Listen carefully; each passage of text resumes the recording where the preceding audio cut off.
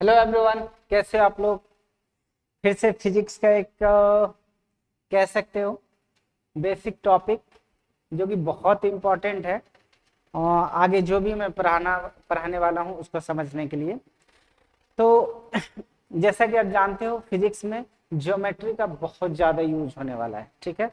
तो जब आप न्यूमेरिकल्स बनाते हो तो उस समय न्यूमेरिकल्स में सब कुछ आप जानते हो, क्वेश्चन के एंड तक रहते हो सॉल्यूशन में।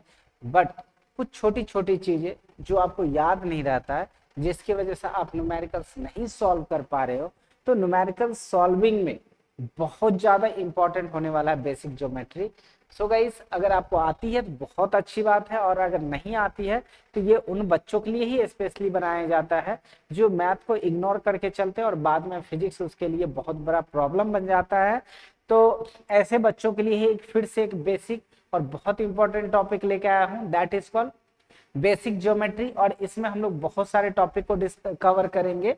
तो सबसे पहले मैं बता दूं, इसमें ज्योमेट्री का जो सबसे बेसिक चीजें हैं, पॉइंट, लाइन, रे, line segment, angles and so on, etc, ये सब चीजें हम लोग फर्स्ट लेक्चर में कवर करेंगे, जैसा कि आज के लेक्चर में।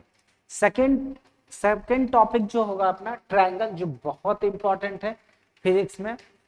क्वाड्रिलेटरल, ये भी फिजिक्स के लिए बहुत इंपॉर्टेंट टॉपिक है, इसको थर्ड लेक्चर में हम लोग कवर करेंगे।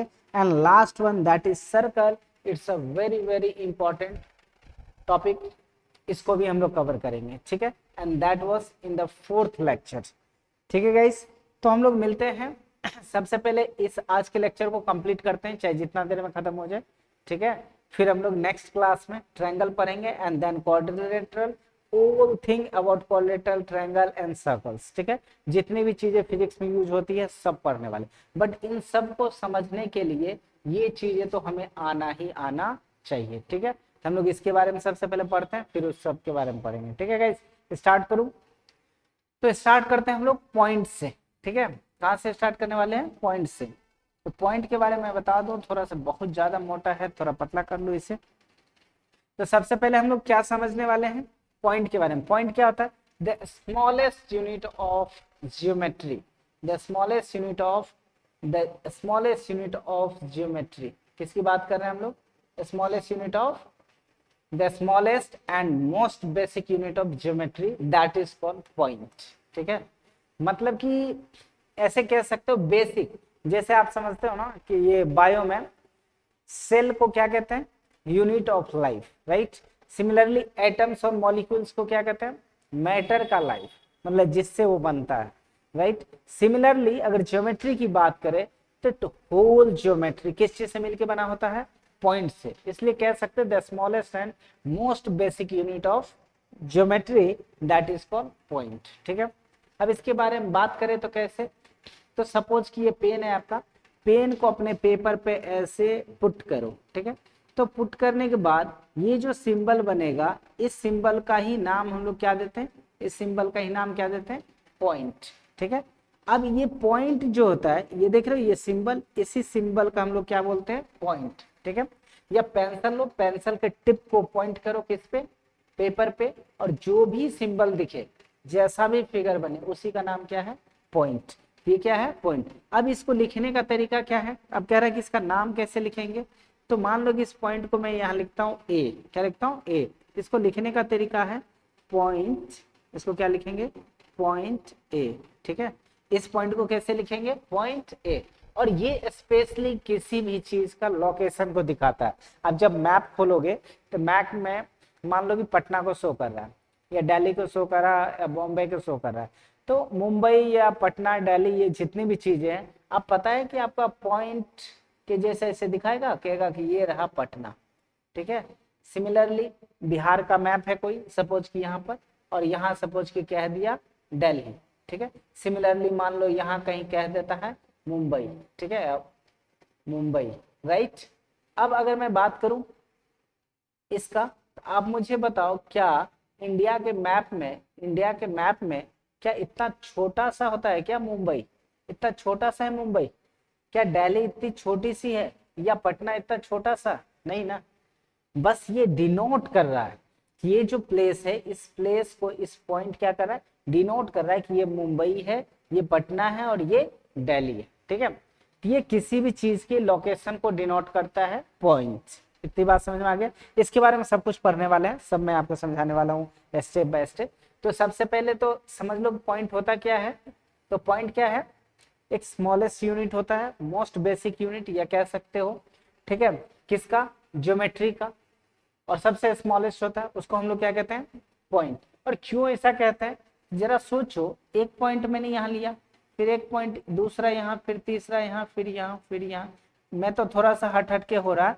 अगर इस सारे पॉइंट को अगर ज्वाइन कर दो, इसके ज्वाइन करने से जो फिगर बनने वाला कुछ ऐसा बनेगा। ये सारा का सारा पॉइंट ऐसे ऐसे ज्वाइन करके ही ये बना है, यही बनेगा क्या चीज, लाइन। इसी का पार्ट कर दो तो ये बन जाएगा रे, इसके दो पार्ट कर दे तो ये बन जाएगा लाइन सेगमेंट। तो ये जो पॉइंट होता है ना, सबका बेसिक यूनिट है। अब बात करोगे किसका, ट्रायंगल का। तो ट्रायंगल भी तो इसी लाइन सेगमेंट से मिलके बना हुआ है, और ये लाइन सेगमेंट किससे, पॉइंट से मिलके बना हुआ है। तो हम लोग कह सकते हैं कि पॉइंट जो होता है बेसिक, मोस्ट बेसिक यूनिट होता है किसका, ज्योमेट्री का। ठीक है, तो ज्योमेट्री में जितने भी फिगर हम पढ़ने वाले हैं, सबके सब किससे मिलके बने होते हैं, पॉइंट से। अब इसका रिप्रेजेंट कैसे करेंगे, तो रिप्रेजेंट तो ऐसे ही करते हैं। और नेम कैसे लिखेंगे, तो अब जैसे ये है तो इसको बोलेंगे पॉइंट ए। तो ये पॉइंट है, ये पॉइंट किस चीज को रिप्रेजेंट कर रहा है, मुंबई को। ये पॉइंट किस चीज को रिप्रेजेंट कर रहा है, पटना को। ये किसको रिप्रेजेंट कर रहा है, दिल्ली को। सिमिलरली अगर यहाँ मैं एक पॉइंट लिख दूं और इसको जनरली पी लिख दूं, ठीक है, तो ये पॉइंट किसको रिप्रेजेंट कर रहा है, पी को। ठीक है, तो इसको लिखना पड़े तो कैसे लिखोगे, पॉइंट, क्या लिखोगे, पॉइंट पी। क्या लिखेंगे, पॉइंट पी। इस तरह से हम लोग पॉइंट को रिप्रेजेंट कर सकते हैं। ठीक है, नेक्स्ट अगर पॉइंट के बारे में बात करें तो जैसा कि मैंने बताया, इट शोज एग्जैक्ट पोजीशन और location in shape but has no length, width और थिकनेस। मतलब कि इसके पास लेंथ नहीं होता है, विड्थ मतलब ब्रेथ नहीं होता है, और साथ में थिकनेस भी नहीं होता है।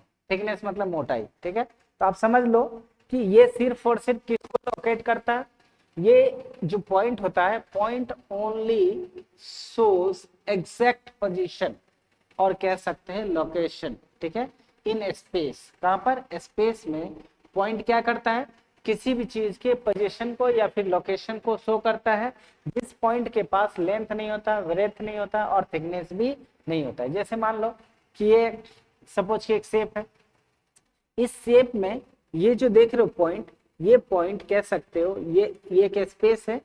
इस स्पेस में ये जो पॉइंट देख रहे हो, ये किस चीज को शो कर रहा है, ये इस जगह के पोजीशन को दिखा रहा है, ये इसके लोकेशन को बता रहा है, पर इसमें लेंथ नहीं है, विड्थ नहीं है और थिकनेस भी नहीं। ठीक है, तो पॉइंट किसी न किसी चीज को किसको दिखाता है, किसी चीज के लोकेशन को कह सकते हैं, या उसके क्या कहोगे, उस चीज के पोजीशन को शो करता है। किसको करता है, पोजीशन को शो करता है। ठीक है, दूसरी पॉइंट की अगर बात करूं, करा point has no size, no shape, no dimension, it only shows position. मतलब पॉइंट के पास अगर बात करें तो ऐसा नहीं है कि ये साइज में बड़ा होता है या छोटा होता है, इतना होता है या इतना होता है, ऐसा कुछ नहीं, छोटा बड़ा कुछ नहीं होता है। ठीक है, इसका कोई साइज नहीं होता, शेप भी नहीं होता है। ठीक है, इसके पास ना ही डायमेंशन, डायमेंशन का मतलब होता है लेंथ भी नहीं होता है, लेंथ, ब्रेथ भी नहीं होता है, और साथ में हाइट भी नहीं होता है। ठीक है, ब्रेथ, हाइट एंड थिकनेस, ये सब कुछ नहीं होता है। ठीक है, दूसरी बात, अब आगे की बात करें, नेक्स्ट थर्ड पॉइंट, करा point is represented by a dot. पहले ही बोला कि पॉइंट को किस चीज से रिप्रेजेंट करते हैं, एक डॉट से, and it is usually named by a capital letter. जैसा कि मैंने अभी बोला था, अगर मान लो कि ये पॉइंट है तो इसको जनरली किससे, कैपिटल लेटर, इसको बोल सकते हैं। अगर मान लो इस पॉइंट को पी से मैंने लिखा तो इसको क्या लिखेंगे, पॉइंट पी, पॉइंट पी। तो इस तरह से हम लोग इसको रिप्रेजेंट करते हैं। बात क्लियर हो गई। छोटी छोटी चीजें हम लोग डिस्कस करने वाले हैं और सब कुछ पढ़ेंगे। ठीक है, अब प्रॉपर्टीज ऑफ अ पॉइंट, तो सिमिलरली बात वही प्रॉपर्टीज हो गया कि पॉइंट हैज नो डायमेंशन, मतलब 0 डायमेंशनल होता है। दूसरी बात, पॉइंट को हम लोग मेजर नहीं कर सकते हैं। दूसरी बात, इसको डिफाइन करने की बात कैसे डिफाइन करता है, पोजीशन को डिफाइन करता है, शेप और साइज को डिफाइन नहीं करता है।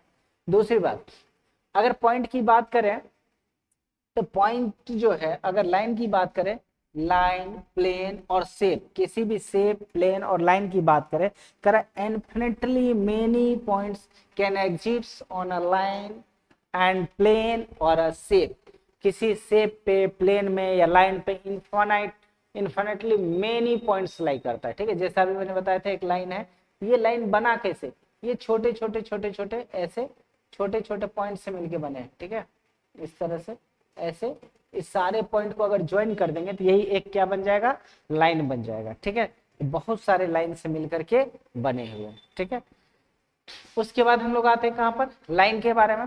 लाइन क्या होता है, कह सकते हो कलेक्शन और लोकस ऑफ इनफाइनाइट पॉइंट्स, कितने points, infinite points that x tends endlessly in both the directions having length but no breadth, no thickness and no height। ठीक है, ये सब चीजें नहीं होता है। For example collection of point क्यों बोला था, अभी मैंने कुछ देर पहले ही बोला था, ये मान लो पॉइंट है, इसको एक और पॉइंट, एक और पॉइंट, एक और पॉइंट, एक और पॉइंट, इस तरह से ऐसे सटा सटा के एक पॉइंट खींचो, ये कुछ ऐसा बन जाएगा, कुछ ऐसा बन जाएगा। ठीक है, तो ये अगर मैं किसी लाइन की बात करूं, एक ऐसा शेप, ये इस शेप की बात करो, इस शेप में अगर गौर से देखोगे ये इनफाइनाइट पॉइंट से मिलके बना हुआ, कैसे मिलके बना हुआ है, इनफाइनाइट पॉइंट से। ठीक है, कितने पॉइंट से मिलके बना हुआ है, इनफाइनाइट पॉइंट से। ठीक है, ये अगर बात करें तो ये कितने इनफाइनाइट पॉइंट से मिलके बना हुआ है। ठीक है, तो यही लिखा हो कलेक्शन ऑफ इनफाइनाइट पॉइंट्स। अब इसके दोनों साइड देखो एरो का साइन है, ये एरो का साइन हमें क्या बताता है, ये एरो का साइन बताता है इस डायरेक्शन में इसको इनफाइनाइटली हम लोग क्या कर सकते हैं, इसको इंक्रीज कर सकते हैं, और इधर भी इसको क्या कर सकते हैं, एक्सटेंड कर सकते हैं, इनफाइनाइटली एक्सटेंड कर सकते हैं जिसका कोई एंड ना हो। ठीक है, इधर भी इनफाइनाइटली एक्सटेंड कर दें जिसका कोई एंड ना हो। अगर इसको और विजुअल देखना चाहते हैं तो ये ऐसा कुछ होता है। ठीक है, ऐसा रहेगा आपका लाइन। ठीक है, और इसको हम लोग ये जो एरो का साइन, ये एरो का साइन कहता है कि ये कुछ इस डायरेक्शन में इनफाइनाइटली हम लोग इसको बढ़ा सकते हैं। ठीक है, कुछ ऐसे। ठीक है, ये इस तरह से इनफाइनाइटली बढ़ा सकते हैं। फिर इसी चीज को अगर इस डायरेक्शन में बात करें तो इस डायरेक्शन में भी इसको इनफाइनाइटली बढ़ा सकते हैं। ठीक है, ये एरो का साइन यही कह रहा है कि राइट साइड और लेफ्ट साइड दोनों साइड हम लोग क्या कर सकते हैं, इसको इनफाइनाइट तक इंक्रीज कर सकते हैं। अब रही बात इसके नाम लिखने की, तो जैसे कि अभी एक लाइन ले लेता हूं मैं, ये रहा आपकी लाइन। ठीक है, ये मान लो कि लाइन है।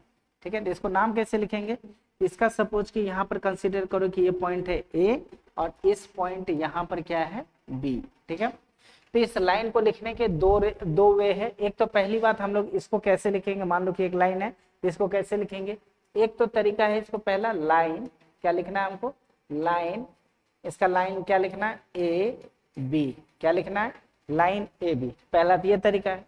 दूसरा तरीका है क्या है कि इस ए बी लिखो, क्या करो, ए बी लिखो और ए बी के ऊपर ऐसा एक साइन दे दो, ए बी के ऊपर ऐसा साइन दे दो, यही हो गया लाइन ए बी। इसको क्या रीड करेंगे, लाइन ए बी, और एक सिंपली लाइन ए बी लिख लो। ये दो तरीके हैं लिखने का किसी भी लाइन को। ठीक है, आगे आते हैं, लाइन के कुछ खास बात होती है, क्या क्या होती है, that is called properties of a line. तो पहली बात ये जो होता है बहुत सारे इनफाइनाइट पॉइंट से मिलके बने होते हैं, जैसे अभी समझाया मैंने। दूसरी बात, लाइन को हम लोग पेपर पे ड्रॉ नहीं कर सकते, सिर्फ और सिर्फ रिप्रेजेंट कर सकते। जैसा कि मैंने अभी बताया, अगर मान लो कि ये एक लाइन है, एक क्या है, लाइन, और इसको मैंने बोला इनफाइनाइट तक इंक्रीज कर सकते हैं, राइट में भी और लेफ्ट में भी। तो बताओ अगर इंक्रीज करेंगे तो ये तो एंडलेसली इंक्रीज होगा, इसका कोई लेंथ ही नहीं है। और इस जो बोर्ड की बात करें तो बोर्ड का एक लेंथ है, तो अब लाइन इतना बड़ा बोर्ड के इतना तो होगा नहीं, इससे भी बड़ा हो सकता है। पेपर की बात करें आपके कॉपी की तो उसका भी लेंथ एक सीमित है, बट लाइन का लेंथ कोई सीमित नहीं है, इनफाइनाइट है। तो ऐसे केस में आप इसे कैसे ड्रॉ करोगे पेपर पे, पेपर इतना छोटा और लाइन का कोई लेंथ फिक्स्ड है ही नहीं।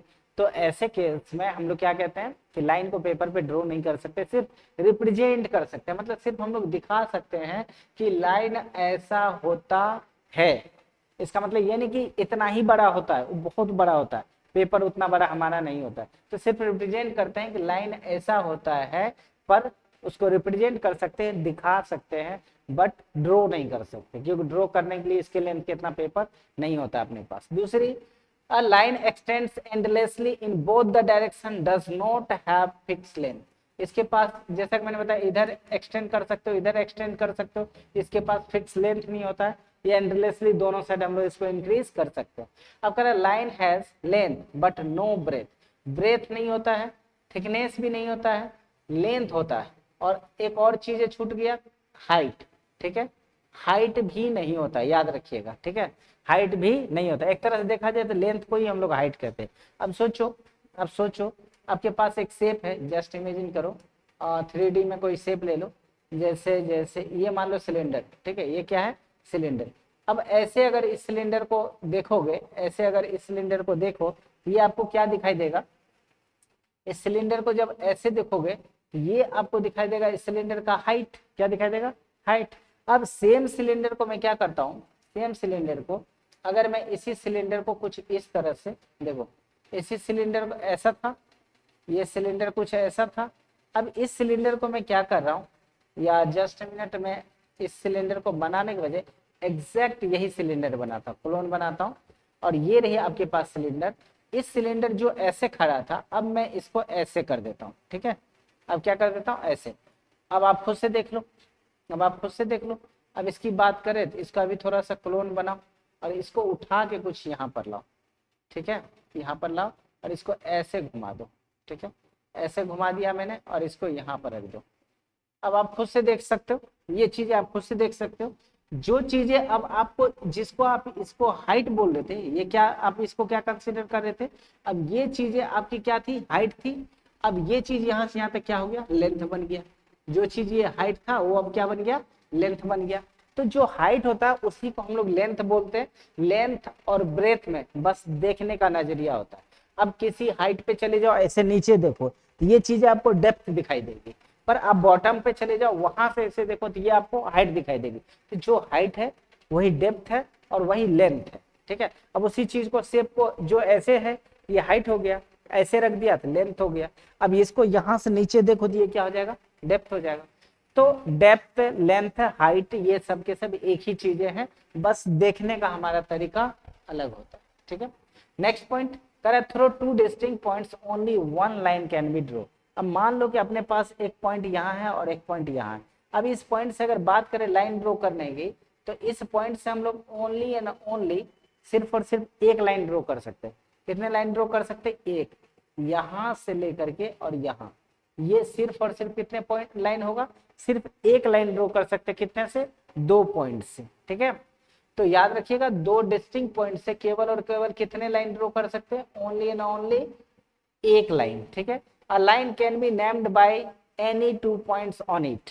अब मान लो कि ये लाइन है, इस लाइन पे कोई भी 2 पॉइंट है, जैसे कि ये रहा ए और ये रहा बी, तो किसी भी 2 पॉइंट से इसका नाम लिख सकते हैं। ये हो गया लाइन ए बी, ये हो गया लाइन ए बी। ठीक है, अब जैसे अगर पॉइंट यहाँ रहता P और यहाँ रहता Q, फिर भी इसको लिख सकते हो P एंड Q। ठीक है, तो ये जो लाइन ए बी है, ये जो लाइन ए बी है, ये इक्वल होगा किसके, इस पी क्यू के। क्यों, क्योंकि अब आप ए बी की बात करो या पी क्यू की बात करो, दोनों इस लाइन का ही पार्ट है, और इसका कोई लेंथ फिक्स नहीं है, ये एंडलेसली क्या नाम एक्सटेंड किया जा सकता है। तो जितना बड़ा ये हो सकता है उतना ही बड़ा ये भी हो सकता है, क्योंकि एंडलेसली कहीं पर भी हम लोग किसी 2 पॉइंट से इसको डिनोट कर सकते हैं। दूसरी बात, line can be named by 2 points on it. अब लास्ट वन जो है, क्या है last one, a line has infinite length. जैसा कि आप बताया इसका लेंथ फिक्स नहीं होता, इसकी लेंथ क्या होती है, इनफाइनाइट होती है। ठीक है, अब आगे की बात करें रे की, तो रे क्या होता है, ray is a part of, ray is a part of lines, ray is a part of line, a part of line that extend endlessly in only one direction. कितने डायरेक्शन में, वन डायरेक्शन में, end other end is fixed. एक end fix होता है, दूसरा end fix नहीं होता है। Having length but no breadth, no thickness, no height and et cetera et cetera. ऐसे ही फिगर को हम लोग क्या कहते हैं, रे। फॉर एग्जाम्पल, जस्ट इमेजिन करो अपने पास ये आपका रहा क्या चीज, एक लाइन है, ये क्या रहा, लाइन। मैं इस लाइन को क्या करता हूँ, 2 पार्ट में डिवाइड कर देता हूँ। यहां से एक पार्ट रहा ये, अब इस लाइन का पहले नाम लिख ली, ये ए एंड बी, ये ए एंड बी एक लाइन था, और मैंने यहाँ कहीं साइड से यहाँ से क्या किया, मैंने ओ पॉइंट से इसको कट कर लिया, ओ पॉइंट से क्या कर लिया, कट कर लिया। ठीक है, तो अब जो अपने पास फिगर बना कैसा बनेगा, इसको कट करके हटा लो, तो मान लो कट करके मैंने हटा लिया, कुछ ये रहा, और इसको यहाँ से कट करके हटा लिया तो ये कुछ ऐसा रहेगा। ठीक है, ये कुछ ऐसा रहेगा, राइट। तो इसका नाम अगर फिर से लिखूं तो ये क्या हो जाएगा, इसको थोड़ा सा मैं और नीचे करके लिख देता हूँ तो जगह थोड़ा सा दिक्कत ना हो। अब देखो, तो इसका नाम अगर मैं रखूं तो ये पॉइंट कहाँ से कट किया गया था, ओ था, और ये पॉइंट कहाँ से किया गया था, बी था। ये पॉइंट कैसा था, ये पॉइंट था आपका बी, क्या था, बी। अब यहाँ अगर बात करें तो ये क्या था, ये ओ था, और यहाँ बात क्या किया जाए तो ये क्या था, ए था। ठीक है, अब इस तरह से गौर से देखा जाए, इसमें अगर गौर से देखो तो ये किसका पार्ट है, एक लाइन का पार्ट है, और इस लाइन में ये वाली एंड तो हमें पता है, बट ये एरो का साइन बता रहा है कि इधर इन्फिनिटली इसको हम लोग एक्सटेंड कर सकते हैं। सिमिलरली दूसरे पार्ट की देखो, इसका भी ये एंड तो पता है, पर ये एरो का साइन बता रहा है कि इसको हम लोग एंडलेसली इधर इंक्रीज कर सकते हैं। मतलब इसका भी लेंथ फिक्स नहीं है, बट एक एंड पता है, दूसरा एंड पता नहीं है। दूसरी बात, तो इसका एक रे का क्या खास बात है कि एक एंड पता रहेगा और दूसरा एंड पता नहीं रहेगा, इन्फिनिटली उसको इंक्रीज कर सकते हैं। बात समझ गए। तो रे क्या होता है, एक लाइन का पार्ट होता है जिसका एक एंड पता हो, दूसरा एंड पता नहीं होता है। तो ऐसे ही पार्ट ऑफ लाइन को हम लोग क्या कहते हैं, रे कहते हैं। पहली बात तो समझ गए रे का, रे क्या होता है, ये चीजें आप समझ गए। अब कह रहा है कि how to represent and name it.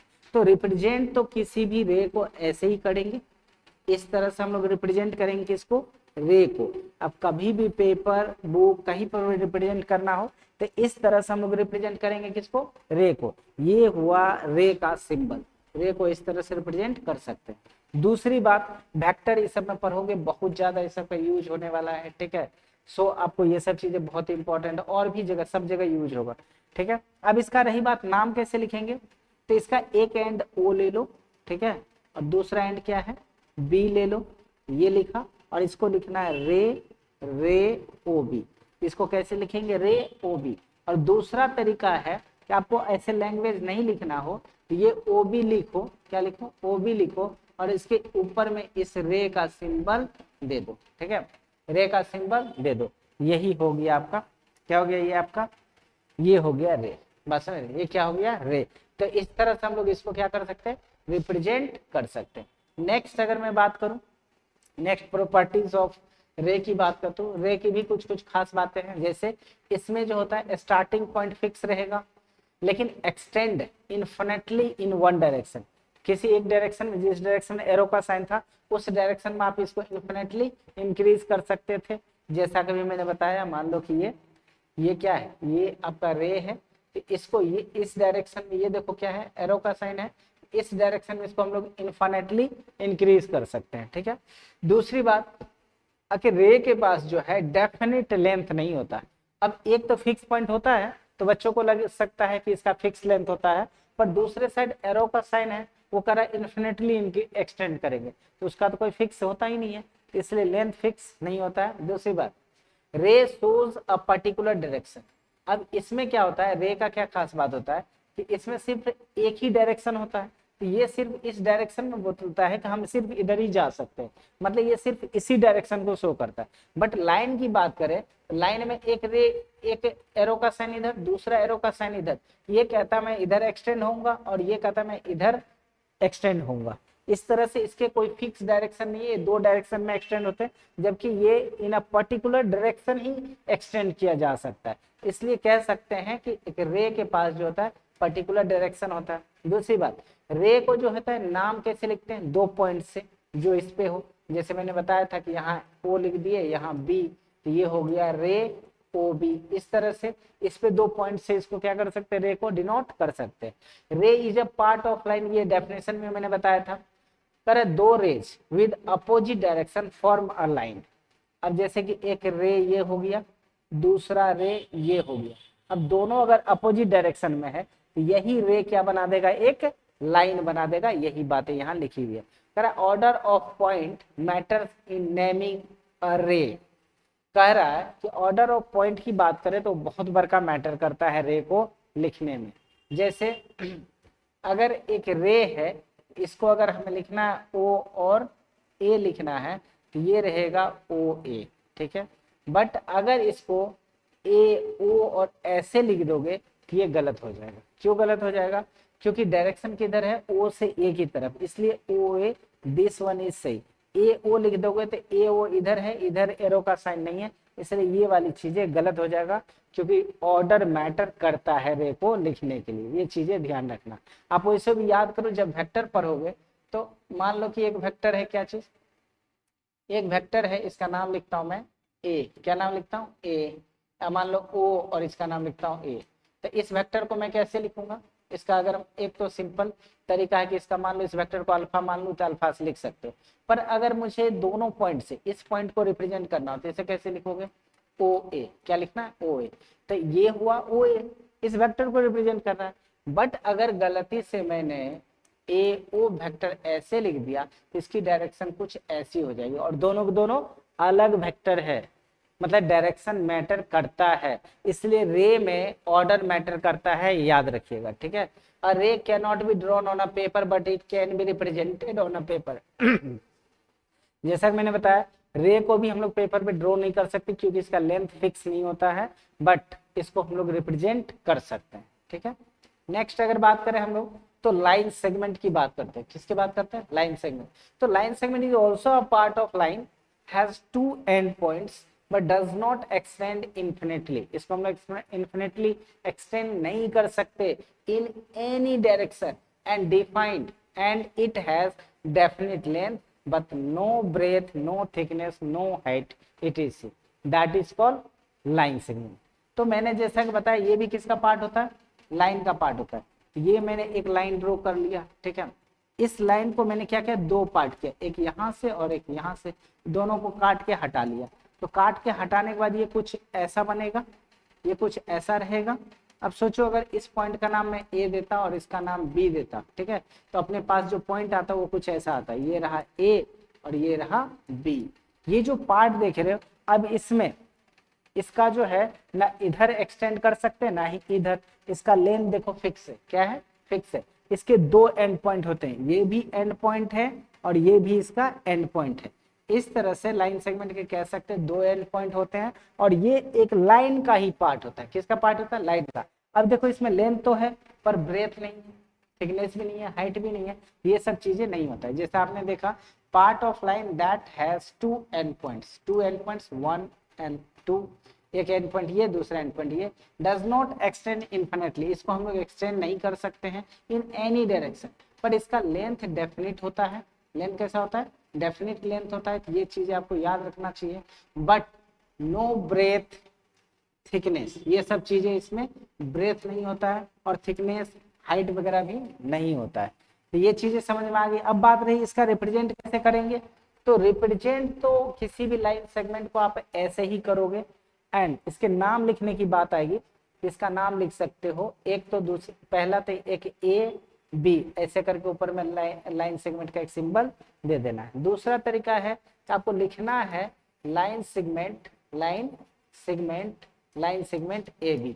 तो एक तरीका आपको लाइन सेगमेंट को ये है लिखने का, और दूसरा तरीका ये है लिखने का। ए बी लिख करके इसके ऊपर में एक लाइन सेगमेंट का सिंबल बना दो, ठीक है।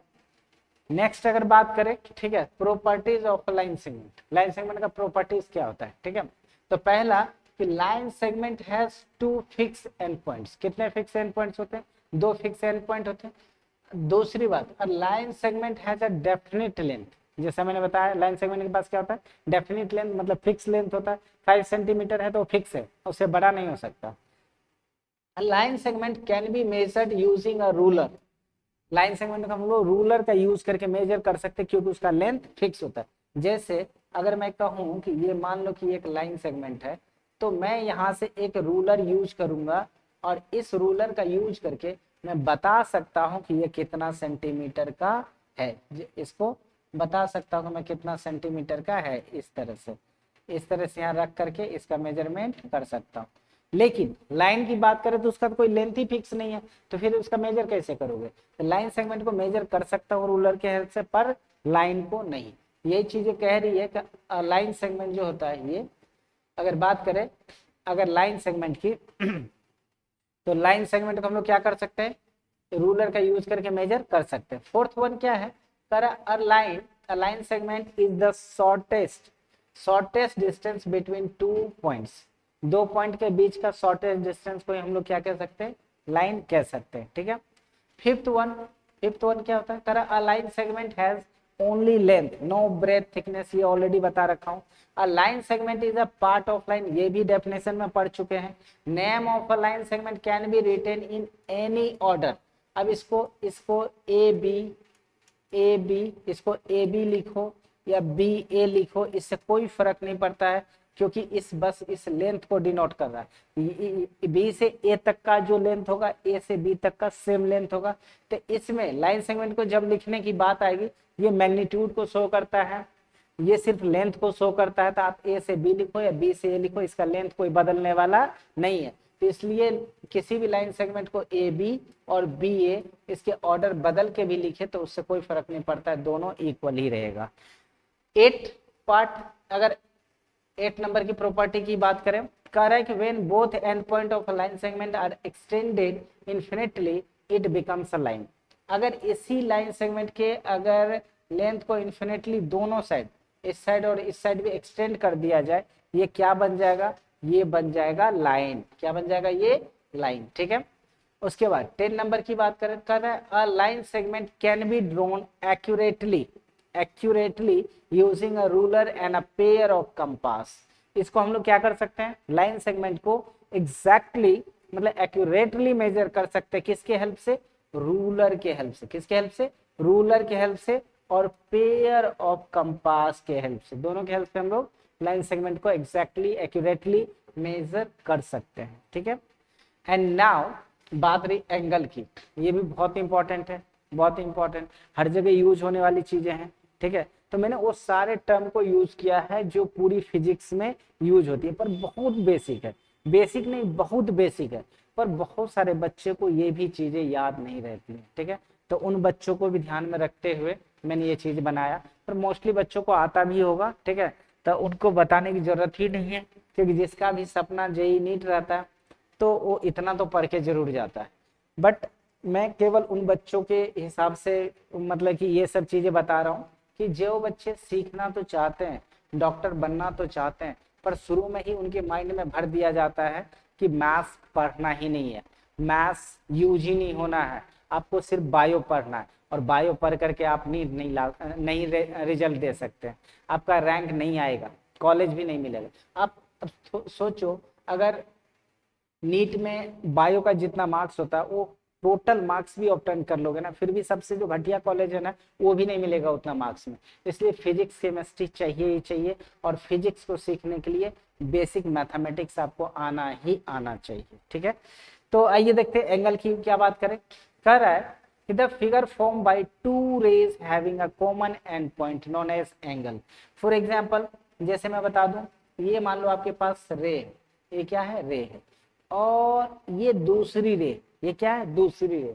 अब बताओ, दो रेज हैं, क्या दोनों का कॉमन एंड पॉइंट है, नहीं है, तो इसलिए एंगल भी नहीं है, क्योंकि डेफिनेशन कहती है कि दो रे होनी चाहिए और दोनों के पास कॉमन एंड पॉइंट होनी चाहिए। मतलब इस रे को अगर मैं उठा करके थोड़ा सा यहाँ पर दोनों को मिला दूं, अब अगर आप गौर से देखो तो इस रे का भी एंड पॉइंट यही है और इस रे का भी एंड पॉइंट यही है, मतलब दोनों रे का कॉमन एंड पॉइंट है। तो अब कह रहा है जो फिगर बना इन दोनों रे से, तो फिगर तो यही बन रहा है, तो इसी फिगर को हम लोग क्या बोलेंगे, एंगल बोलेंगे। क्या बोलेंगे, एंगल, ठीक है। एक और भाषा है वो भी देख लेते हैं। कह रहा when a ray rotates about when a ray rotates about its fixed and called vertex from one position to another position, and the amount of rotation between its initial and final arm, that is called also terminal arm, is called an angle। अब इसको भी समझिए क्या है। अब देखो मैं क्या कह रहा हूं कि एक रे मैं लेता हूं, एक रे लेता हूं, ये रहा एक रे, ठीक है, ये एक रे। जस्ट इमेजिन करोगे तो मैं आपको थोड़ा सा एक चीज और सिखाना चाहूंगा तो आपको ज्यादा समझ में आएगा। अब जरा इस रे के बारे में देखिए, अब गौर से देखोगे तो क्या नीचे में एक रे था, उस रे के ऊपर में एक और रे, पर क्या वो रे दिख रहा है क्या? नहीं दिख रहा है। तो एक रे फिक्स होती है और एक रे होती है रोटेटिंग रे, ठीक है। तो इस रे को मान लो ये रोटेटिंग रे है और मैं इस रे को क्या करता हूँ, यहां से नहीं, यहां से नहीं, यहां से नहीं, कुछ यहां से मैं इसको रोटेट करता हूँ, ठीक है। Just a minute, just a minute, ये यहाँ फिक्स करता हूँ और इसको यहां से रोटेट करता हूँ, ठीक है। अब मैंने बोला इसको, इस लाइन को यहां से कोई छेड़छाड़ नहीं किया, मैंने इसको यहां से रोटेट किया। क्या किया? इसको यहां से रोटेट किया, ठीक है। जब यहां से अगर इसको रोटेट करोगे तो ऐसे केस में, जो ऐसे केस में मान लो अब इसको रोटेट करके वहां पहुंचा दिया जाए, ठीक है। ऐसे रोटेट करके, ऐसे कुछ देखो, ऐसे समझो, ये पेन ऐसे रखा हुआ है, ये पेन ऐसे रखा हुआ है, इस पेन को कुछ ऐसे रोटेट किया, रोटेट करके इस लाइन पे ले आए, ठीक है। तो कह सकते हो इसमें एक लाइन जो है, अगर इसको हटा दो तो एक लाइन तो फिक्स है, जैसे मान लो एक लाइन फिक्स है और एक लाइन है जो रोटेटिंग लाइन है, उस रे को मैंने रोटेट करके यहाँ लाया। तो रोटेट करके क्या किया? यहाँ लाया। तो इस पे एक लाइन था जो अभी आपको नहीं दिख रहा था, रोटेट में नहीं कर पा रहा था, तो उस लाइन को ऐसे समझो एक रे है जो इस रे के ऊपर में है, और उस रे को जैसे मैं रोटेट करके कुछ इस फाइनली पोजीशन यहाँ ला के रख देता हूँ, तो क्या बोलोगे? ये तो इनिशियल है, ये क्या है? इनिशियल, इनिशियल आर्म बोल सकते हैं, फिक्स्ड आर्म बोल सकते हैं, क्योंकि इसको मैंने कुछ नहीं करा, ये जहां था वही था। इस रे को, ये भी यहीं पर था, बस इस रे को मैंने इस तरह से कुछ रोटेट करके यहां पर लाया, ठीक है। इसको कहते हैं हम लोग फाइनल आर्म। क्या कहते हैं इसको? Final arm. क्या बोलेंगे? फाइनल आर्म, ठीक है। और इसको रोटेटिंग रे भी बोल सकते हैं, रोटेटिंग रे, रोटेटिंग रे, क्या बोल सकते हैं? रोटेटिंग रे। इस तरह से यही बोल रहा है, when a ray rotates about it's and. तो एक रे को तो मैंने फिक्स कर दिया और एक रे को इसी इसी पॉइंट के अबाउट मैंने ऐसे रोटेट किया, ठीक है। तो जिस पॉइंट के अबाउट रोटेट किया मैंने, उस पॉइंट का ही नाम होता है वर्टेक्स। क्या नाम होता है? वर्टेक्स। और इसका प्लूरल की बात करें, इसका प्लूरल की बात करें तो प्लूरल की बात करें, इसका प्लूरल होता है वर्टेसेस। क्या होता है? वर्टिसेस, ठीक है। वर्टिसेस इसका प्लूरल होता है, वर्टेक्स इसका सिंगुलर होता है। तो इस पॉइंट को जनरली ओ से डिनोट कर दो और इसका मैं नाम रख देता हूं ए और इसका नाम रख देता हूं बी। तो इस तरह से ये हो गया आपका इनिशियल आर्म, ये हो गया फाइनल आर्म। तो वही कह रहा था, when a ray rotates about its fixed end called vertex. इसको क्या कहते हैं? Vertex. From one position to another, ये पोजीशन था इसका इनिशियली, फाइनली वहां गया। तो ऐसे केस में कह रहा amount of rotation between its initial and final arm. तो ये रहा इनिशियल आर्म और ये क्या? Final arm. इसको फाइनल आर्म को हम लोग टर्मिनल आर्म भी बोलते हैं। फाइनल आर्म को एक और नाम दे सकते हैं, क्या चीज? Terminal arm. क्या बोल सकते हैं इसको? टर्मिनल आर्म, ठीक है। इसी, ये जो बना इसी को हम लोग क्या कहते हैं? इसको कहते हैं एंगल। ये जो फिगर बना इसका क्या नाम है? एंगल। और ये जो अमाउंट ऑफ रोटेशन है, जितना हमने रोटेट किया, इसको मान लो कह देता हूं थीटा। ये जितना रोटेट किया, इस अमाउंट ऑफ रोटेशन को कहते हैं मेजरमेंट ऑफ एन एंगल। क्या कहते हैं? Measurement of angle. तो मेजरमेंट ऑफ एंगल कितना हो जाएगा? ये हो जाएगा theta. Measurement of an angle, ठीक है। Measurement of an angle, correct. These are the parts of an angle. अब इस एंगल के पार्ट्स क्या क्या होंगे?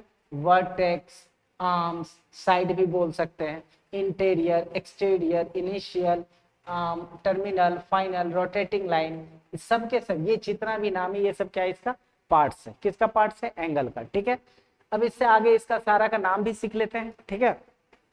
तो अब इस एंगल के बारे में बात करें, एंगल के बारे में बात करें तो जैसा कि मैंने बताया था, एंगल का डेफिनेशन तो ऊपर में भी लिखा हुआ था, यहाँ भी। रोटेशन मेजर की बात करें तो amount of rotation about the fixed vertex to turn from the initial to final, that is called rotation. And ये सारे सारे पार्ट से यहाँ भी लिखा हुआ है, नीचे भी लिखा हुआ था, आपको जहां से याद करना है, जहां से समझना है, लिख सकते हो, ठीक है। अब मैं बात करूं इसके बारे में तो जैसा कि मैंने बता रखा था, ये इसका क्या हो गया? इनिशियल आर्म हो गया, ये इसका फाइनल आर्म हो गया, और ये जो अमाउंट ऑफ रोटेशन है, इस रोटेशन को हम लोग अल्फा सपोज की एंगल कंसीडर कर लिया, मेजरमेंट। और ये जो पॉइंट था, इस पॉइंट को हम लोग क्या बोल रहे थे? वो वर्टेक्स। ये सारी बातें तो क्लियर होगी, तो इसमें अब कोई प्रॉब्लम नहीं है। अब इस एंगल को नेमिंग करने की बात है, किसका? नेमिंग। तो आगे देख लेता हूँ नेमिंग करने के लिए मेजरमेंट, ठीक है। पहले इसका कुछ कुछ पार्ट्स के बारे में सीख लेता हूँ, ठीक है। तो पार्ट्स के बारे में देख लिया जाए, तो जैसे कि ये मान लो और दूसरा एक ये ले लेता हूँ, ठीक है। अब इन सब चीजों को मैच करवा दो। जब मैच करवाओगे तो ये रहा आपका, ठीक है। इसको इससे मैच करो, ये रहा, ठीक है। इसका नाम रखो, इसका नाम रहा ओ, क्या नाम है इसका, ओ। इसका नाम रहा ए, और इसका नाम रहा बी। इसका क्या नाम रहा, बी, ठीक है। तो ये जो यहाँ से यहाँ तक एंगल है, इसको क्या बोल रहा हूँ मैं, अल्फा, ठीक। क्या बोल रहा हूँ, अल्फा। ये तो हो गया मेजरमेंट ऑफ एन एंगल, जैसा ऊपर में मैंने बताया। ये हो गया आपका मेजरमेंट ऑफ एन एंगल, ठीक है। ये हो गया मेजरमेंट ऑफ, और ये क्या था आपका, इनिशियल आर्म, इनिशियल आर्म, ठीक है, इनिशियल आर्म। और ये हो गया आपका फाइनल आर्म, ठीक है। अब इसके लिखने की बात आएगा, इस एंगल को लिखना कैसे है। तो इस एंगल को लिखने के 3 तरीके। सबसे फर्स्ट वन, अगर किसी भी एंगल को लिखना हो तो कैसे लिखोगे, पहला तो एक तो तरीका है कि ये जो जहां पर ये जो मेन नाम है ओ, एक तो सिंबल है एंगल का, क्या है ये, और इसको लिख सकते हो एंगल ओ, ठीक है। एक तो यही तरीका है, इसको लिख सकते हो एंगल ओ, और ये इस एंगल को डिनोट करता है। दूसरा तरीका है कि जिस भी एंगल को लिख रहे हैं वो हमेशा मिडल में होना चाहिए। कहाँ होना चाहिए, मिडल में। मतलब इधर से भी लिख सकते हो और इधर से भी लिख सकते हो। जो एंगल है, जो एंगल को डिनोट कर रहा है, जो भी वर्टिक्स, उसको मिडल में रखना है। तो ये वर्टिक्स इस एंगल को डिनोट कर रहा है, ये हमेशा बीच में होना चाहिए। मतलब इसको लिख सकते हैं एंगल ए ओ और ये बी। तो देखो ये ओ जो है ए और बी के बीच में आ रहा है। फिर एक और तरीका है, एक और तरीका इसको लिखने का, क्या चीज, तो बी, एंगल बी ओ ए, एक ये भी तरीका। देखो बी और ए के बीच में फिर से ओ आया है। किसी भी एंगल को इस तरह 3 तरीके से लिख सकते हैं, ठीक है। अब अगर बात करें मेजरमेंट ऑफ एन एंगल की, मेजरमेंट ऑफ एंगल के बारे में अभी मैंने बता रखा है अभी तुरंत। देखो it tells us how much one ray has turn from initial position to final position. मतलब कोई भी जो रे था, ये इस इनिशियल पोजीशन है, तो इस इनिशियल पोजीशन से ये कितना इधर रोटेट किया, और जितना रोटेट किया, मान लो थीटा रोटेट किया, तो इसी को हम लोग क्या कहते हैं, मेजरमेंट, ठीक है। और दूसरा भाषा में बोले तो amount of rotation made by one arm about the vertex to reach the other arm known as measurement. ये मेजरमेंट तो आप सीख ही चुके हो, ऊपर भी मैंने बता रखा है, ठीक है। अब आगे की बात करें टाइप्स ऑफ एंगल की, तो कोई भी जो एंगल होता है मेनली 2 टाइप्स के होते हैं। कितने टाइप्स के होते हैं, मेनली 2 टाइप्स के होते हैं। One of them is positive angle and another one is negative angle, ठीक है। अब जैसे सोचो आपके पास एक रे है, आपके पास एक रे है, तो मैंने क्या किया, एक रे लिया यहाँ से, ठीक है। ये आपके पास एक रे है, तो इसको मैं यहाँ पर भी बना सकता हूँ। देखो आपके पास एक यहाँ पर रे, ठीक है, और एक दूसरा रे है जिसको मैंने क्या किया, कुछ इस डायरेक्शन में रोटेट किया। मतलब यहाँ से ऐसे लिया और इसको कुछ इस डायरेक्शन में रोटेट किया, ठीक है। तो ये रोटेट होके कहीं पहुंच गया यहाँ पर। और एक रे है जो इसको मैंने यहाँ से नीचे रोटेट किया, मतलब यहाँ से कुछ ये इधर किया, ठीक है। अब ये रे की अगर बात करें तो ये रे रोटेट होकर के, ये रोटेट होकर के कुछ यहाँ पहुंच गया। और इसका अगर बात करें तो ये भी कुछ रोटेट होकर के यहाँ पहुंच गया, ठीक है। इस तरह से हम लोगों के पास 2 रे हैं। एक तो ये पहले था, इसका नाम रखो ओ, इसका नाम रखो ए, ठीक है। और ये रोटेट होकर इधर गया, इसका नाम है बी, और ये रोटेट होकर इसका नाम सी। तो ये जो रे है यहाँ से रोटेट होकर के ये कुछ इधर ऐसे चला गया, और ये वाली रे यहाँ से रोटेट होकर कुछ ऐसे चला गया। तो ऐसे जो रोटेट कर रहा है इसको कहते हैं हम लोग क्लॉकवाइज। क्या कहते हैं इसको, क्लॉकवाइज। क्या कहेंगे, क्लॉकवाइज। और कुछ इस डायरेक्शन में जो रोटेट किया इसको कहते हैं हम लोग एंटी क्लॉकवाइज। क्या कहेंगे, एंटी क्लॉकवाइज। मतलब क्लॉक के अपोजिट डायरेक्शन में। कोई भी जो क्लॉक होता है वो कैसे रोटेट करता है, क्लॉक ऐसे रोटेट करता है, और उसके अपोजिट डायरेक्शन में क्या हो जाएगा, एंटी, मतलब उसके अपोजिट में। तो ये देखो ये हो गई घड़ी के डायरेक्शन, और ये उसका अपोजिट डायरेक्शन। घड़ी के डायरेक्शन को बोलते हैं क्लॉकवाइज, और उसके अपोजिट डायरेक्शन को एंटी क्लॉकवाइज। तो जितने भी एंगल्स होंगे अगर मेजर कर रहे हैं हम लोग एंटी क्लॉकवाइज डायरेक्शन में, that is called positive angle, that is called positive angle. But अगर इस एंगल को हम लोग एंटी क्लॉकवाइज ना मेजर करके अगर क्लॉकवाइज मेजर करें तो ये हो जाएगा नेगेटिव एंगल। कितना हो जाएगा, ये नेगेटिव एंगल, ठीक है। ये क्लॉकवाइज क्लॉकवाइज क्या हो जाएगा नेगेटिव और एंटी क्लॉकवाइज पॉजिटिव एंगल। बात समझ गए? तो पॉजिटिव और नेगेटिव सिर्फ मेजरमेंट का खेल है। अगर हम लोग एंगल को एंटी क्लॉकवाइज मेजर करें, अगर एंटी क्लॉकवाइज मेजर करें तो angle is said to be और angle is considered as positive, और अगर एंगल को क्लॉकवाइज मेजरमेंट करें तो दैट इज नेगेटिव। ठीक है, यही बात यहाँ लिखा हुआ होगा, चेक कर लो कहीं गलत तो नहीं है। Positive angle when a ray rotates in the anti-clockwise direction from initial to final position, the angle formed is called positive। वही बातें लिखिए, सही है। Negative angle when the ray rotates in the clockwise direction from initial to position and the angle formed is called the negative angle। तो negative angle positive angle समझ में आ गया आपको। नेक्स्ट अगर मैं बात करूं, classification of angle according to magnitude. Magnitude के अकॉर्डिंग एंगल को हम लोग क्या कर सकते हैं, मेजरमेंट कर सकते हैं। तो पहला टाइप है क्लासिफिकेशन ऑफ एंगल का, first one that is acute angle. Acute angle क्या होता है कि मान लो आपके पास एक एंगल ये है, एक एंगल ये है, एक एंगल ये है, और इस एंगल की मेजरमेंट, इस एंगल की जो वैल्यू है, अगर इस एंगल की वैल्यू जस्ट इमेजिन करो कि मैं कंसीडर करता हूं कि ये थीटा है, कितना है इसका मेजरमेंट थीटा, और अगर ये थीटा ग्रेटर देन जीरो हुआ, greater than zero, not equal to, greater than zero and less than अगर 90 हुआ, तो ये जो एंगल थीटा है, इस एंगल थीटा का एक स्पेशल नाम दिया जाएगा, दैट इज एक्यूट एंगल। कहने का मतलब मान लो कि एक एंगल है, इसका मेजरमेंट कितना है 30 डिग्री, ये 0 से ग्रेटर है और 90 से लेस है, तो इसलिए this angle is known as acute. अगर कोई एंगल ऐसा है और इसका मेजरमेंट मान लो कि 15 डिग्री है, ये क्या हो जाएगा, ये भी एक्यूट। किसी एंगल का बताओ 60 डिग्री, ये भी angle acute. 75 degree that is acute, क्योंकि ये भी 0 से ग्रेटर है और 90 से छोटा है, तो एक्यूट एंगल समझ में आ गया। दूसरा क्या है राइट एंगल। राइट एंगल क्या होता है, an angle whose measurement is 90 degree. Exactly ये वाला देख रहे हो ये फिगर। अब देखो इस फिगर के बारे में अगर गौर से देखोगे, तो इस फिगर के बारे में जरा गौर से देखो तो आपको पता चलेगा कि ये इन दोनों के बीच का ये जो एंगल देख रहे हो, यही एंगल कितना डिग्री का है 90 डिग्री।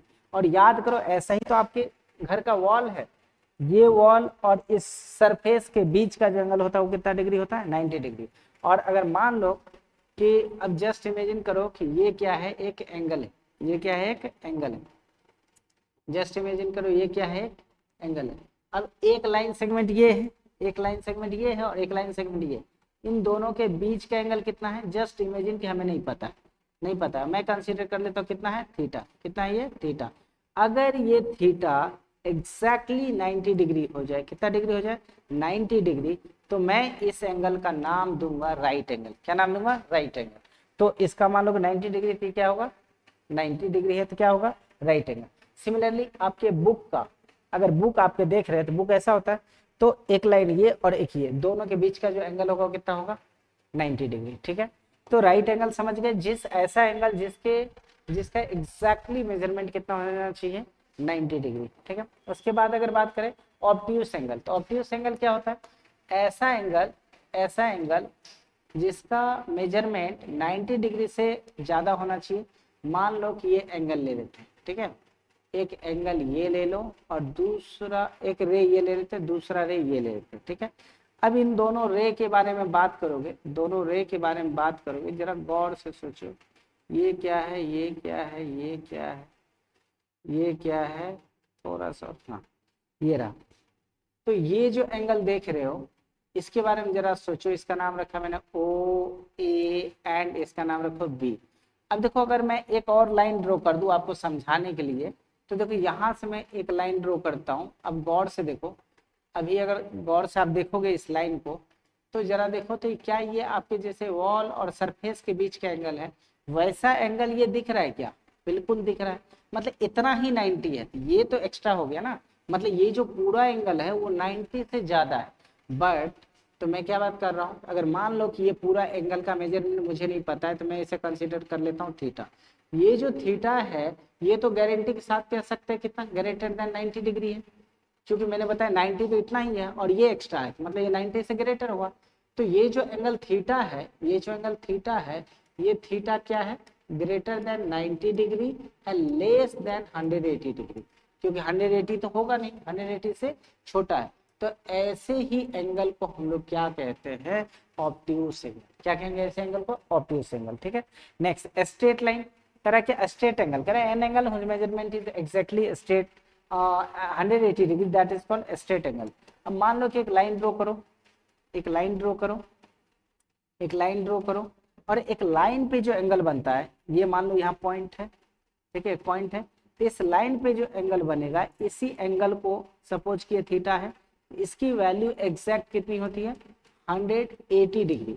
तो इसी एंगल को देखो, एक स्ट्रेट लाइन पे बन रहा है, और स्ट्रेट लाइन पे जो एंगल होता है वो कितना होता है, 180 degree, and that's why this angle is called straight angle. ठीक है, अब यहाँ से अगर इसको थोड़ा सा इस साइड भी मिला दो, तो देखो इधर भी बन गया 180, और पूरा को मिला दो तो क्या कितना बन जाएगा, 360। और आपको अच्छे से पता है एक सर्कल में कितना का एंगल बनता है, 360 डिग्री का। ठीक है, तो ये हो जाएगा आपका कितना, 180 डिग्री, 180 इधर से। तो स्ट्रेट एंगल क्या हो गया, ऐसा एंगल जिसका मेजरमेंट एग्जैक्टली कितना होना चाहिए, 180 डिग्री। ठीक है, उसका रिफ्लेक्स एंगल की बात करें तो रिफ्लेक्स एंगल क्या होता है, अब इस एंगल की बात करें तो ये जो होता है greater than 180 but less than कितना होता है, 360। इसके बारे में थोड़ा सा आपको बता दूं, ये मान लो कि ये आपके पास एक एंगल है, ये क्या आपके पास एक एंगल है। अब इस एंगल के बारे में जरा सोच के देखो, तो इस एंगल के बारे में जरा सोच के देखो, तो देखो ये एंगल की बात करें तो ये एंगल कितना है, थीटा, ये कितना है, थीटा, और ये एक एक्यूट एंगल है। कैसा एंगल है, एक्यूट एंगल। आप देख के ही बता सकते हो कैसा एंगल है, एक्यूट एंगल। बट गाइस थोड़ा सा इस साइड के एंगल के बारे में बात करो, इस साइड के एंगल के बारे में बात करो, मैं इसके बारे में थोड़ा सा आपको एक्सप्लेनेशन दूंगा इस तरह से। अब जरा सोच के देखो, मैं एक लाइन इसके ऐसे ड्रॉ कर लूँ, ठीक है, स्ट्रेट, थोड़ा सा इसे मैच करवा दूं मैं इससे। अगर गौर से देखो, देखो ये इसके स्ट्रेट है। अब जरा सोचो अभी मैंने कुछ देर पहले स्ट्रेट एंगल बताया था, यहाँ से लेकर के यहाँ तक की अगर बात करें, ये यहीं तक में हो जाता है 180 डिग्री, बट इसकी बात करो तो वो तो 180 से एक्स्ट्रा हो गया ना। मतलब यहाँ से यहाँ तक के एंगल की बात करें तो दिस एंगल इज, अगर मैं इसे थीटा कंसीडर करूं, इसे थीटा तो उधर कंसीडर किया ना, इसको मैं अल्फा कंसीडर करता हूँ। ये जो एंगल अल्फा है, इस एंगल अल्फा की बात करें तो ये ग्रेटर है कितना से, 180 डिग्री, क्योंकि इस लाइन पे ही 180 का एंगल बन रहा है, पर यहाँ से ये एक्स्ट्रा है। ये जो अल्फा 180 से क्या है, ग्रेटर है, और 360 के लिए तो पूरा राउंड कंप्लीट करना पड़ेगा, और ये तो हमें चाहिए नहीं, बस एंगल इतना ही चाहिए। तो ये क्या होगा, लेस होगा किससे, 180 डिग्री से। तो ऐसे केस में ये जो एंगल बन रहा है यहाँ से यहाँ तक, ऐसे एंगल को ही हम लोग क्या कहते हैं, रिफ्लेक्स एंगल, जो कि 180 से ग्रेटर हो और 360 से छोटा हो। दूसरा क्या है, कंप्लीट, और एक इसका और नाम है पेरिगॉन एंगल। ठीक है, कंप्लीट एंड पेरिगॉन एंगल, कंप्लीट और पेरिगॉन एंगल। ठीक है, an angle measurement is 360 degree. तो 360 अभी मैंने बताया कि एक स्ट्रेट लाइन ले लो, एक स्ट्रेट लाइन पे एक साइड में कितना बना, 180 डिग्री, फिर इसको इसी पॉइंट पे इस साइड भी रोटेट कर दो, इधर भी कितना बनेगा, 180 डिग्री। मतलब एक पॉइंट पे, इस पॉइंट की बात करें, इस पॉइंट पे टोटल कितना एंगल बना, 360 डिग्री का, और इसी को कहते हैं हम लोग कंप्लीट एंगल। ठीक है, और ये कब पॉसिबल है, जब एक सर्कल कंप्लीट हो। ठीक है, तो इस पॉइंट को अगर मैं बोलूं यहाँ पर कितना है, थीटा, ये थीटा इक्वल टू कितना हो जाएगा, 180 डिग्री। कितना आ जाएगा, 180 डिग्री। अच्छा, अभी तक आपको पॉइंट पे एंगल कैसे बन रहा है नहीं समझ में आ रहा है ना, आइए चलिए देखते हैं। मान लो ये क्या है, एक एंगल है। ठीक है, अब देखो ये क्या है, ये क्या है, कुछ ना कुछ तो एंगल होगा। अब बताओ कि मैं थोड़ा सा इस रे को इधर कर देता हूँ, अब आपका ये एंगल पहले से इंक्रीज किया, डिक्रीज, इंक्रीज मानते हो, अब थोड़ा सा और इधर कर दो, अब बताओ और इंक्रीज किया, थोड़ा सा और कर दो, अब बताओ कुछ ऐसा बना। अब आपको से देखो, जो एंगल ये था, फिर ये बना, फिर ये बना, एंड फाइनली ये बना। देख लिया आपने कैसे बन रहा है, एक रे इधर और एक जस्ट इसके अपोजिट इधर, और इन दोनों के बीच में यहाँ से एक रे इधर और एक रे इधर, इस पॉइंट के ऊपर ये जो एंगल बन रहा है, यही एंगल 180 डिग्री का है। क्योंकि हमने पहले ही डिफाइन करा था स्ट्रेट एंगल, और स्ट्रेट एंगल क्या होता है, एक लाइन पे जितना एंगल बनता है, और एक लाइन पे कितना एंगल बनता है, 180 डिग्री का। ठीक है, तो इसी तरह से यहाँ का भी कहानी सेम है, यहाँ का भी कहानी सेम है, तो ऐसे समझ सकते हो। ठीक है, तो रिफ्लेक्स एंगल, कंप्लीट एंगल किसको बोलते हैं? 360 डिग्री को। ये बातें समझ में आ गई। अब आइए 0 डिग्री। जीरो एंगल क्या होता है? अब मान लो कि जैसे कि एक अब जीरो एंगल आप क्या कहोगे? तो जीरो एंगल के लिए कह सकते हो कि ये एक रे है, ये एक रे है, और एक और रे इसे के ऊपर ड्रॉ कर दो, एक और रे इसी के ऊपर ड्रॉ कर दो, तो दोनों रे है, तो इसका नाम रखो O, इसका नाम रखो O, और दूसरा रे का नाम था A, और एक रे और था उसका नाम था B। तो इन दोनों के बीच में जो एंगल बन रहा है थीटा, वो एंगल कितना का होगा? 0 डिग्री। क्यों? दोनों का डायरेक्शन सेम है। नहीं समझ में आया कैसे? आइए समझा देते हैं बहुत आसानी से। अब मान लो कि आपके पास एक रे है कुछ ऐसा, एक रे है ऐसा, और कुछ रहा ऐसा, ठीक है। अब आप मुझे बताओ कि इन दोनों रे के बीच में, अगर इन दोनों रे की बात करें तो जरा मुझे बताओ, क्या इन दोनों रे के बीच में एंगल फॉर्म हो रहा है या नहीं हो रहा है? देखो, तो आप कहोगे सर बिल्कुल हो रहा है, ये तो एंगल मान लो थीटा, एंगल फॉर्म हो रहा है सर। लेकिन जरा मुझे बताओ, अगर मैं कहूं कि ये जो रे है, इस रे को कुछ मैं इधर ले आता हूँ, तो अब मुझे बताओ पहले से एंगल बड़ा हुआ छोटा? तो सर क्लियरली पता चल रहा है कि पहले ये था, अब ये हो गया, तो पहले से तो कम होगा ही होगा, ऑब्वियसली कम होगा। चलो एक और करते हैं, इसको मैं ड्रॉ कर देता हूँ कुछ ऐसा, ठीक है, इस तरह से। अब इसकी अगर मैं बात करूं, ठीक है, ऐसा इस तरह से, ये, ठीक है, तो अगर मैं इस तरह से करूं, तो अब गौर से देखो, अब फिर और भी कम हो गया। क्या हो गया? कम हो गया। अब अगर एक और लाइन ड्रॉ करो, कम करते करते करते फाइनल जब इसके डायरेक्शन में ले आता हूँ, ये इसके डायरेक्शन में ले आऊं, अब खुद से सोचो, ये इतना था, अब इतना हुआ, अब फिर इतना हुआ, जब इसी के डायरेक्शन में ले आए तो अब ये रे और दोनों के बीच में कितना बचा? कुछ एंगल नहीं बच रहा है। तो इसी एंगल को कहते हैं, ये एंगल होता है 0 डिग्री। कितना डिग्री? 0 डिग्री, ठीक है। और इसी एंगल को बोलते हैं जीरो एंगल, ठीक है। जीरो एंगल कहते हैं an angle whose measurement is exactly 0 degree, उसको क्या कहेंगे? Zero angle. एडजेसेंट एंगल क्या होता है? कह रहा है two angles are said to be adjacent angle if they have the common vertex and a common arm and their non-common arm lies on the opposite side of the common arm। जैसे देखो, मान लो कि ये एक रे रहा, ये एक रे रहा, दूसरा एक ये रे रहा, तीसरा एक ये रे रहा। अब तीनों रे को मैं मिला देता हूँ, तीनों रे को मिला देता हूँ, ये रहा, ये रहा, ये रहा, ये रहा, ये रहा, जस्ट जस्ट जस्ट ये मिल गया, ठीक है। उसके बाद थोड़ा सा इसको भी क्या करो, यहाँ से मिला दो, ये मिल गया, ठीक है। इसको थोड़ा सा और ये रहा, ये रहा, ये रहा, ठीक है। अब आप बात करो इस एंगल के बारे में, जरा इस एंगल के बारे में बात करो, और थोड़ा सा इस एंगल के बारे में बात करो, ठीक है। इसका नाम लिखो O, इसका नाम रखता हूँ A, इसका नाम रखता हूँ B, and it's name is C। अब दो एंगल है, ठीक है। एक एंगल मैं और आसान कर देता हूँ आपको नाम पढ़ने के लिए, इसका बोलता हूँ अल्फा और इस एंगल को बोलता हूँ बीटा। अब एंगल अल्फा एंड बीटा की बात करें, इन दोनों एंगल की बात करो, दोनों एंगल में देखो, ये जो आर्म है, इस आर्म की अगर मैं बात करूं, ये आर्म जो है कॉमन है दोनों में। क्या है? कॉमन। ये आर्म इस एंगल के लिए भी और ये आर्म इस एंगल के लिए भी। इस वर्टिक्स की बात करूं, इस वर्टिक्स की बात करूं, ये वर्टिक्स इस एंगल के लिए भी है और इस वर्टिक्स ये एंगल के लिए भी है, दोनों एंगल के लिए है। और यहाँ साफ साफ बोला, दो एंगल को हम एडजेसेंट एंगल बोलेंगे तब बोलेंगे जब दे हैव कॉमन वर्टिक्स। तो इस एंगल में एक कॉमन वर्टिक्स तो ये हो गया, दूसरा बोला था कॉमन आर्म, तो ये आर्म इस एंगल में दोनों में कॉमन है, ठीक है। और एक और प्रॉपर्टी बोला कि जो नॉन कॉमन है, जैसे देखो ये इसमें तो है पर इस एंगल में नहीं है, पर इस आर्म के बारे में बात करो तो ये इस एंगल में तो है पर इस एंगल में नहीं है। तो ये आर्म OC और ये जो OA है, ये आर्म दोनों नॉन कॉमन आर्म है। तो नॉन कॉमन आर्म कैसे होना चाहिए? Opposite side of the common arm, मतलब एक इसके उस साइड तरफ है तो एक इसके इस तरफ है, ठीक है। तो तीनों कंडीशन को फॉलो हो रहा है, तो इसलिए एंगल अल्फा और एंगल बीटा को हम लोग क्या नाम देंगे? Adjacent angle. तो ये एंगल अल्फा और बीटा का क्या नाम देंगे? ये नाम हो गया एडजेसेंट, एडजेसेंट, एडजेसेंट एंगल। कौन सा एंगल है ये? एडजेसेंट एंगल, ठीक है। बात क्लियर? नेक्स्ट अगर हम लोग बात करें तो अपोजिट एंगल। अपोजिट एंगल क्या होता है? अपोजिट एंगल क्या होता है? कर when two straight line intersect each other the angle formed opposite to each other at the point of intersection called the opposite angles और वर्टिकली अपोजिट एंगल। अगर मैं बात करूं, मान लो कि आपके पास एक लाइन है, एक लाइन ये रहा और दूसरा लाइन ये रहा, दोनों को मैंने काटा। एक लाइन इसका नाम रखो कुछ भी ए एंड बी, ठीक है, और इसका नाम रखता हूँ पी एंड इसका नाम रख दिया मैंने क्यू।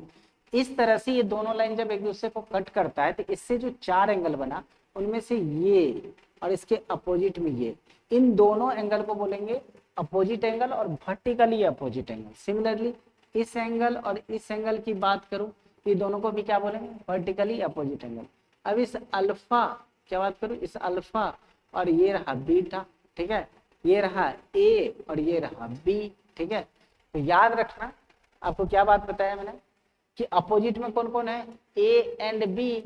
ये दोनों एंगल जो है, इसी दोनों एंगल को बोलेंगे क्या चीज, अपोजिट एंगल और वर्टिकली अपोजिट एंगल। दूसरा अल्फा एंड बीटा, ये दोनों को भी क्या बोलेंगे, अपोजिट एंगल और वर्टिकली अपोजिट एंगल।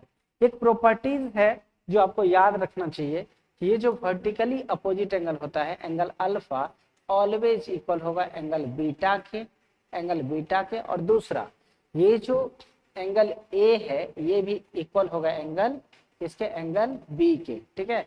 ये प्रॉपर्टीज है किसके, वर्टिकली अपोजिट एंगल। अब ये कैसे आपको प्रूव करना है, बहुत आसानी से कर सकते हो। अब गौर से देखो, ये एक स्ट्रेट लाइन है और उस पर बनाओ ये एंगल और ये एंगल, मतलब angle alpha plus angle B है ना, एंगल बी, ये क्या है, एंगल बी। इस एंगल बी दोनों को जब ऐड करेंगे तो कितना हो जाएगा, ये 180 डिग्री। कितना हो जाएगा, इस एंगल को और इस एंगल को, ये रही, इस एंगल को और इस एंगल को जब ऐड करेंगे तो कितना हो जाएगा, ये 180 डिग्री, राइट, क्योंकि ये एक स्ट्रेट लाइन पे बना हुआ। फिर इस स्ट्रेट लाइन के बारे में सोचो तो इस एंगल और इस एंगल का सम कितना हो जाएगा, 180, मतलब एंगल बी क्या हो जाएगा, एंगल बी प्लस इस एंगल क्या है, एंगल बीटा, दोनों का ऐड करेंगे कितना हो जाएगा, 180 डिग्री। अब इस तरह से गौर से देखो, अब ये 180 की इक्वल और ये दोनों भी सम 180 की इक्वल, तो इसका मतलब है कि जितना ये है उतना ही ये है, मतलब ये दोनों इक्वल है। हम लोग क्या कर सकते हैं, आपका जो angle alpha plus angle B है वो इक्वल हो जाएगा किसके, दूसरा वाला एंगल बी प्लस किसके, एंगल बीटा के, और इस तरह से ये बी और बी कैंसिल आउट हो जाएगा, आपके पास आएगा angle alpha equal to angle beta, ठीक है। इस तरह से आपके पास ये रहा angle alpha equal to angle beta. तो यही था, यही तो प्रूव करना था। सिमिलरली वो दूसरे को भी आप प्रूव कर सकते हो। अब क्या करें, कॉम्प्लीमेंट्री एंगल, क्या करें, कॉम्प्लीमेंट्री एंगल, टू एंगल्स हो सम इज 90 डिग्री, उसको क्या बोलेंगे, कॉम्प्लीमेंट्री। जैसे अभी आपने देखा ये कैसा एंगल है, आपको पता है ये कैसा एंगल है, ये एंगल है 90 डिग्री, ये एंगल कितना है, 90 डिग्री। बट अगर मेरा मन करे तो मैं एक लाइन सेगमेंट यहाँ से क्या करता हूँ, यहाँ से एक लाइन सेगमेंट इस पे ड्रॉ कर देता हूँ, कहीं पर भी इधर ड्रॉ कर देता हूँ, ठीक है, इधर मैंने ड्रॉ कर दिया, मेरा मन किया, मैंने क्या किया, एक लाइन सेगमेंट इधर सोचा ड्रॉ कर देता हूँ, लीजिए कर दिया मैंने। अब मुझे बताओ, आपके पास दो एंगल बन रहे हैं, एक एंगल ये, एक एंगल रहा ये, एंड एक एंगल दिस वन और दूसरा एंगल ये।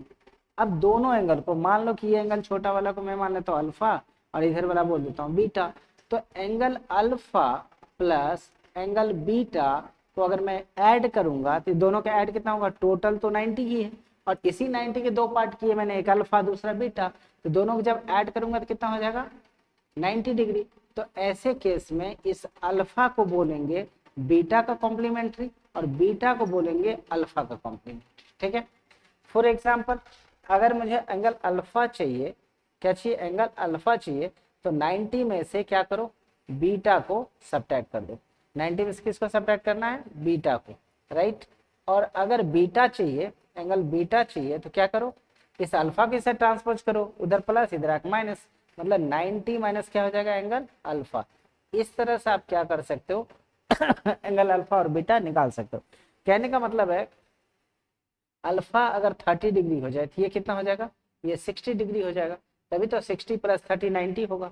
तो सवाल है कभी ये 30 था, ये 60 कैसे आया, तो अगर ये 30 का कॉम्प्लीमेंट्री चाहिए, कॉम्प्लीमेंट्री ऑफ कितना 30 का चाहिए तो क्या करो, 90 में से 30 को सब्ट्रैक्ट कर दो, कितना आ जाएगा 60, ये आ गया 60, तो 30 का कॉम्प्लीमेंट्री क्या हो जाएगा 60, और 60 का कॉम्प्लीमेंट्री कितना हो जाएगा 30। सिमिलरली एक ऐसा कॉम्प्लीमेंट्री बताओ जो खुद के इक्वल हो, तो सिंपल सा है, तो वो क्या होगा 45। 45 ही एक ऐसा एंगल है जिसको 90 में से 45 को सब्ट्रैक्ट करोगे तो अगेन कितना आ जाएगा 45। तो 45 का कॉम्प्लीमेंट्री कितना होता है 45 ही होता है। कॉम्प्लीमेंट्री क्या सीखे, दो एंगल का सम कितना होना चाहिए 90 डिग्री, तो ऐसे एंगल को क्या कहेंगे कॉम्प्लीमेंट्री, ठीक है। अब है सप्लीमेंट्री। सप्लीमेंट्री क्या होता है, तो इसमें दो एंगल का सम कितना होना चाहिए 180। मान लो कि एक स्ट्रेट लाइन है, आपको अच्छे से पता है कि एक स्ट्रेट लाइन में कितना एंगल बनता है, एक स्ट्रेट पे लाइन पे कितना का एंगल बनता है, एक स्ट्रेट लाइन पे 180 डिग्री का एंगल बनता है, ठीक है। मतलब कि इस पूरे स्ट्रेट लाइन पे कितना का एंगल बनेगा 180 डिग्री, राइट। अगर मैं बोलूं कि ये एंगल है अल्फा और ये एंगल है बीटा, तो मुझे बताओ ये पूरा का पूरा एंगल तो 180 है, और आधा हुआ इधर वाला हो गया अल्फा और इधर वाला बीटा। तो जब मैं अल्फा और बीटा दोनों को ऐड करूंगा तो कितना होगा, ये 180 होगा। और बोला गया है कि जब दो एंगल का सम 180 हो जाए तो अल्फा को बोलना है बीटा का कॉम्प्लीमेंट्री और बीटा को बोलना है अल्फा का कॉम्प्लीमेंट्री, ठीक है। कैसे, अगर आपको एंगल अल्फा चाहिए तो क्या करो, बीटा को से ट्रांसपोज करो, ये प्लस हो सट जाएगा माइनस, ये हो जाएगा 180 माइनस बीटा, ये हो गया कॉम्प्लीमेंट्री ऑफ अल्फा। अब इसी में अगर बीटा का कॉम्प्लीमेंट्री चाहिए तो एंगल बीटा इक्वल टू कितना हो जाएगा 180 माइनस एंगल अल्फा। इस तरह से आप बीटा का भी कॉम्प्लीमेंट्री निकाल सकते हो। सीधा भाषा में बोलूं, अगर मैं कहूं अल्फा है 60 डिग्री, कितना है 60 डिग्री, तो सप्लीमेंट्री क्या चीज, सप्लीमेंट्री ऑफ कितना डिग्री 60 डिग्री। अगर 60 डिग्री का सप्लीमेंट्री पूछा जाए तो आपको बिना को सोचे 180 में से 60 को सब्ट्रैक्ट करोगे तो जो भी आंसर आएगा यही हो गया सप्लीमेंट्री ऑफ 60 डिग्री। और 120 का सप्लीमेंट्री 120 घट 60, ठीक है। तो इस तरह से आपको जब भी कभी किसी एंगल का आपसे सप्लीमेंट्री पूछे क्या करोगे आप, 180 में से आपको क्या करना है सब्ट्रैक्ट कर देना, ठीक है। नेक्स्ट आपका क्या है vertically opposite angle. Vertically opposite angle, हालांकि इससे पहले ऊपर मैंने बता रखा है, when two straight line intersect each other the angle opposite to each other are called vertically opposite angle। जैसे फिर से बता देता हूँ, ये क्या है, एक स्ट्रेट लाइन और ये दूसरा स्ट्रेट लाइन, ठीक है, दोनों एक दूसरे को इंटरसेक्ट कर रहा है। तो अगर मान लो कि ये एंगल कितना है अल्फा और ये क्या है बीटा, इधर वाले एंगल ले लो थीटा और इधर वाले एंगल ले लो डेल्टा, क्या लेता हूँ डेल्टा। कह रहा है ये जो अल्फा का अपोजिट कौन है बीटा और थीटा का अपोजिट कौन है डेल्टा, तो ये alpha angle alpha and angle beta, उसके बाद angle theta and angle delta, ये दोनों जो पेयर है इसी को हम लोग कहते हैं वर्टिकली अपोजिट एंगल। क्या कहेंगे इसको वर्टिकली अपोजिट एंगल्स, क्या कहेंगे वर्टिकली अपोजिट एंगल्स। जैसा कि मैंने बताया कि ये दोनों एंगल वर्टिकली अपोजिट एंगल क्या होता है इक्वल होता है। कहने का मतलब है कि एंगल अल्फा जो है वो इक्वल होगा एंगल बीटा के, ये पहली बात, और एंगल थीटा जो होगा वो इक्वल होगा एंगल डेल्टा के, ठीक है। यही है properties of vertically opposite angle. तो मतलब ये दोनों इक्वल होंगे और ये दोनों इक्वल होंगे। कैसे, तो मैंने आपको बता रखा ये एक स्ट्रेट लाइन है और स्ट्रेट लाइन पे जितने एंगल बनेंगे सबका सम कितना होना चाहिए 180। तो डेल्टा और अल्फा का सम कितना होगा, डेल्टा प्लस अल्फा दोनों का सम कितना होगा 180, ठीक है। सिमिलरली इस लाइन पे ये दोनों एंगल फॉर्म हो रहे हैं और इस लाइन की बात करें इस लाइन पे ये दोनों एंगल फॉर्म हो रहे हैं, तो डेल्टा प्लस बीटा ये दोनों का सम कितना होगा 180। अब दोनों को गौर से देखो तो इसका भी सम 180 इसका भी सम 180, ये दोनों को इक्वल कर दो, delta plus alpha equal to delta plus beta. अब दोनों में कॉमन क्या है डेल्टा, डेल्टा कैंसल, बचा क्या angle alpha equal to beta, ये दोनों इक्वल हो गया। सिमिलरली अगर ये दोनों को भी इक्वल करना है किसको थीटा और डेल्टा को, ये दोनों को एक साथ ले लो, alpha plus theta equal to 180 degree और फिर alpha plus delta equal to 180 degree. फिर से अब इसमें भी देखो दोनों इक्वल हो जाएंगे, तो इस बार क्या होगा, alpha alpha cancel, theta equal to delta. इस तरह थीटा भी किसके इक्वल होगा, डेल्टा। तो ऐसे आप शो कर सकते हो, ठीक है, कि वर्टिकली अपोजिट एंगल क्या होता है, इक्वल होता है। अब एक और जानना है, linear of pair of linear angle या फिर लीनियर पेयर ऑफ एंगल्स, ठीक है, ये क्या होता है। अब एक मान लो कि आपके पास एक स्ट्रेट लाइन, क्या ये स्ट्रेट लाइन, ठीक है, तो आपको अच्छे से पता है कि स्ट्रेट लाइन पे कितना का एंगल फॉर्म होता है, एक स्ट्रेट लाइन में कितना होता है 180 डिग्री का। अब मैं कह रहा हूँ कि यहाँ पर तो 180 डिग्री हो रहा है क्योंकि स्ट्रेट एंगल है। अब मैं इस पे एक और रे को क्या करता हूँ, एक और रे को यहाँ से ऐसे ड्रॉ कर देता हूँ, ठीक है। ऐसा जैसे करूंगा तो एक एंगल बनेगा इधर और एक एंगल बनेगा इधर। अगर मैं बोलूंगा इसे अल्फा और इसे बोल दूं बीटा, तो अब बताओ इस पूरे एंगल बन रहा 180 और इसी एंगल को मैंने एक इधर पार्ट किया एक इधर पार्ट, तो एंगल अल्फा और प्लस एंगल बीटा, ये दोनों को जब मैं ऐड करूंगा तो फिर से कितना होगा 180 हो जाएगा। तो इस तरह से कह रहे हैं जब दो एंगल का सब 180 हो जाए तो दोनों के पेयर को क्या कहते हैं हम लोग, linear pair of angle. when two adjacent angle are formed on the same straight line and their none common are formed a straight line, the pair of such angle is called the linear pair of angles, ठीक है। दूसरे भाषा में बोले, if the sum of two adjacent angle is 180 degree then pair of angle is called linear pair। ऊपर वाला definition को समझो, बोला कि दो adjacent एंगल थे, देखो ये एंगल और इस एंगल के बारे में सोचो, adjacent एंगल क्यों, क्योंकि एक लाइन जो है दोनों में कॉमन, वर्टेक्स दोनों में कॉमन, और जो नन कॉमन है वो दोनों के अपोजिट साइड है। तो इसमें बोला लीनियर पेयर में क्या बोला, ये एडजेसेंट एंगल तो है ही। अब इसका क्या बोल रहा है, बोला एक आर्म कॉमन होना चाहिए, वर्टेक्स कॉमन होना चाहिए, और दोनों जो अपोजिट, दोनों जो नन कॉमन आर्म होने चाहिए वो एक दूसरे के अपोजिट डायरेक्शन में होना चाहिए। कहने का मतलब है कि ऐसा अगर ऐसा इस तरह से हुआ तो ये दोनों एडजेसेंट है, पर ये जो इसका नन कॉमन आर्म कौन है, एक ये है दूसरा ये है, ये दोनों एक दूसरे के अपोजिट डायरेक्शन में नहीं है, अपोजिट डायरेक्शन में। पर यहाँ पर क्या है, ये दोनों एडजेसेंट भी है और इसका एक नन कॉमन आर्म ये वाला और इस एंगल का ये नन कॉमन आर्म इधर, दोनों एक दूसरे के अपोजिट डायरेक्शन में। इसलिए इन दोनों एंगल के पेयर को क्या कहेंगे, पेयर ऑफ लीनियर पेयर, और दोनों का सम हमेशा कितना होगा 180 डिग्री, ये हमेशा याद रखना है, ठीक है। आगे की बात करें कोलिनियर पॉइंट्स। कोलिनियर पॉइंट्स क्या होता है, कह रहा है मान लो कि आपके पास एक लाइन है, एक लाइन ले लो आप, एक लाइन ये रहा लाइन। अब एक स्ट्रेट लाइन पे कितने भी पॉइंट्स हो, मोर देन 2 पॉइंट्स, ठीक है, कह रहा 3 और more than 3 points are said to be collinear, they lie on the same straight line. मतलब एक स्ट्रेट लाइन है, अगर इसी स्ट्रेट लाइन पे मोर देन 3 पॉइंट्स, ये सारे के सारे मान लो कि ए बी सी डी और ई, ये तीनों एक ही लाइन पे लाई कर रहे हैं, इसलिए इन सारे पॉइंट्स को हम लोग क्या कहेंगे, कोलिनियर पॉइंट्स। कोलिनियर पॉइंट्स होने के लिए क्या कंडीशन है कि एक ही लाइन में सारे पॉइंट्स होने चाहिए। अब मान लो एक पॉइंट यहाँ है, एक पॉइंट यहाँ है, एक पॉइंट यहाँ है, अब इसको ज्वाइन करोगे तो ये नहीं आएगा, इसको ज्वाइन करोगे तो ये नहीं आएगा, इसको ज्वाइन करोगे तो ये नहीं आएगा। तो मतलब ये तीनों पॉइंट जो है एक लाइन में नहीं है, तो ये हो गया नन कोलिनियर। क्या हो गया, नन कोलिनियर पॉइंट्स। और ये हो गया कोलिनियर पॉइंट्स, मतलब ये कोलिनियर नहीं है। और ये तीनों पॉइंट्स, ये सारे के सारे पॉइंट्स, ये जो 5 पॉइंट्स है ये सब कोलिनियर है। अब कंकरेंट लाइन की बात करें, 3 और more lines are said to be concurrent line if they meet at a single point. कहने का मतलब है कि जैसे अगर मैं बात करूं, एक लाइन है ये, एक लाइन ले लो, दूसरा लाइन ले लो, एक और लाइन ले लो, ठीक है, एक ये लाइन ले लेता हूँ, एक और लाइन ले लेता हूँ, ठीक है। अब इन सारे लाइन के बारे में बात करो, ये सब के सब क्या है, सब के सब एक ही पॉइंट पे मीट कर रहा है। वही कह रहा 3 और more lines are said to be concurrent if they meet at a single common point. अगर ये सारे के सारे लाइन एक ही पॉइंट पे मीट कर रहे हैं, इसलिए इन सारे लाइन को क्या कहेंगे, कंकरेंट लाइन।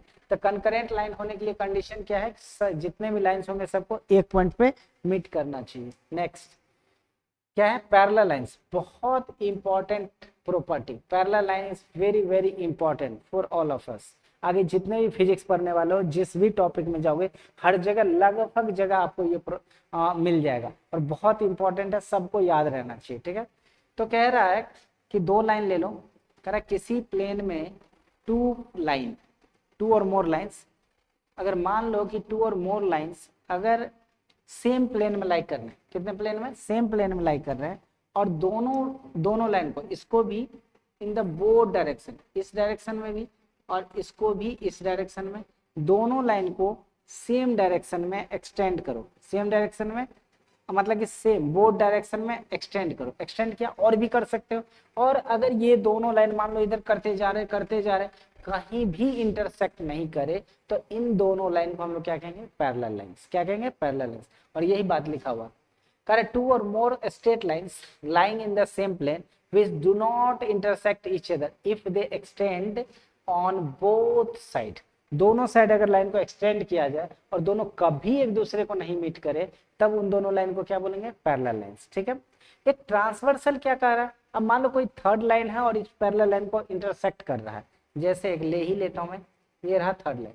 अगर ये थर्ड लाइन है और इसको इंटरसेक्ट कर रहा है तो इस थर्ड लाइन को क्या कहेंगे, ट्रांसवर्सल लाइन। ठीक है। इसको लिखते कैसे हम, ट्रांसवर्सल को मान लो टी से डिनोट कर दो, टी मतलब ट्रांसवर्सल। ठीक है। ये लाइन को मान लो कि ये ट्रांसवर्सल लाइन है, टी से डिनोट कर दो। और ये रहा एल, इस लाइन को क्या बोलता हूँ, एल, और इस लाइन को बोलता हूँ एम।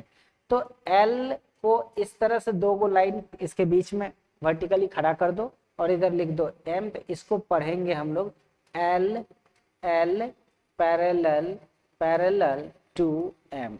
ठीक है। इस तरह से इसको रीड करेंगे, मतलब ये जो एल लाइन है एम लाइन के क्या है, पैरेलल है। तो ट्रांसवर्सल लाइन किसको कहते हैं, जो कोई भी टू और मोर लाइन को इंटरसेक्ट करे। और क्या नाम है, पैरेलल लाइन क्या कहता है कि किसी भी प्लेन में सेम टू और मोर लाइंस जिसको आगे और पीछे मतलब अहेड और बैकवर्ड एक्सटेंड किया जाए और वो दोनों एक दूसरे को इंटरसेक्ट ना करे, तो ऐसे दोनों लाइन को क्या कहते हैं, पैरेलल। पैरेलल लाइन को हमेशा ऐसे डिनोट कर सकते हैं। ठीक है। मान लो कि ये पैरेलल लाइन है। ठीक है। अब इस लाइन में जब एक दो पैरेलल लाइन को एक ट्रांसवर्सल कट करते हैं, देखो कितने एंगल बन रहे हैं, 1 2 3 4 5 6 7 8, इस तरह से 8 एंगल बनेंगे। और इस 8 एंगल में हमें रिलेशन जानना है जो कि बहुत ही इंपॉर्टेंट है। ठीक है। ये हर जगह यूज होने वाला है। तो इससे जो एंगल बनने वाले थे वो कौन कौन से टाइप के बनेंगे, देखिए, corresponding, alternate, alternate interior angle, alternate exterior angle और interior angle on the same side. इसका एक और नाम है को इंटीरियर एंगल्स। ठीक है। आइए देखते हैं। मान लो कि अपने पास दो पैरेलल लाइन है, just imagine this one is and this is another. ठीक है।